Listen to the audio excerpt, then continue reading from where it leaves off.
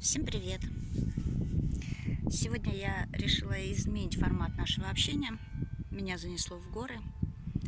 Было достаточно пасмурно, но на момент выхода в эфир появилось солнышко. Достаточно комфортно для прогулки, не жарко. И я решила поделиться с вами своими мыслями. Это не хорошо и не плохо. Не будем давать оценочных суждений, как говорит наша психолог и куратор Светлана Комарова. Это просто мое откровение. Сейчас я точно, сознанием дела, могу ответить своей приятельнице и по совместительству практикующему психологу более чем с 20-летним стажем. Галюсечка, акмеология не работает с детскими травмами. Она вообще с травмами не работает. Акмеология для людей зрелых, движущихся к мастерству, к своим вершинам, людям, уважающим себя, самодостаточным и саморазвивающимся. Но не всегда нам в спину улыбаются. Очень многим хочется нам вставить нож или иголку в спину. Поэтому в течение жизни мы спотыкаемся, встречаемся с какими-то моментами, которые нас не удовлетворяют, раздражают, обижают. И для того, чтобы очистить свое сознание и идти, получая радость от жизненного процесса, мы обращаемся к акмеологу. Хотите пример? Да, пожалуйста. Одна моя очень любимая молодая девочка после родов очень комплексует по поводу своего внешнего вида. И вот, сидя на одном русском, или, так скажем, дне рождения по-русски, с шашлыками, гитарой, водкой и пивом, один очень воспитанный молодой человек, достаточно трезвый, делает ей комплимент. Дорогая моя девочка, и почему же ты после родов такая толстая? И вот эта вот девочка, у которой так занижена самооценка, в течение нескольких последующих недель начинает задаваться вопросом: и почему же я такая толстая? И почему же я ничего не делаю? Хотите еще пример? Да, не вопрос.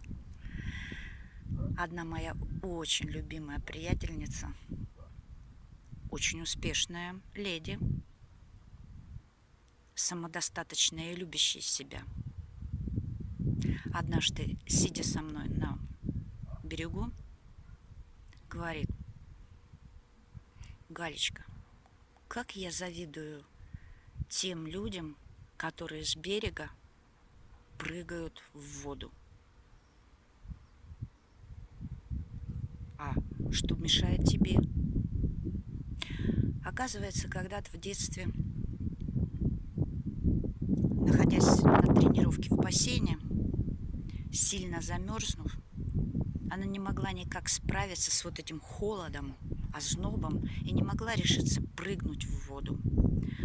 А тренер, подойдя сзади, не предупредив ее, просто толкнул в бассейн. Девочка начала захлебываться, тонуть. И вот это, казалось бы, невинное движение тренера привело к тому, что у уважающей, любящей себя женщины вот такой маленький затык. Еще? Пожалуйста. давняя-давняя приятельница почему-то вдруг обнаружила в себе боязнь высоты. Галечка, ну ведь во мне никогда такого не было. Что случилось? И что же случилось? А случилось то, что после родов в ней проснулся страх преждевременной смерти. Боязнь оставить своего малыша без материнской заботы и опеки.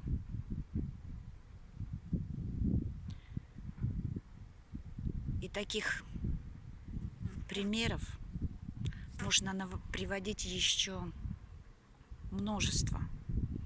Казалось бы, что роды, какое-то непродуманное движение тренера, какой-то пьяная болтовня не очень воспитанного мужчины приводят к вот таким вот затыкам, которые мешают наслаждаться жизнью и получать радость от процесса движения по жизни.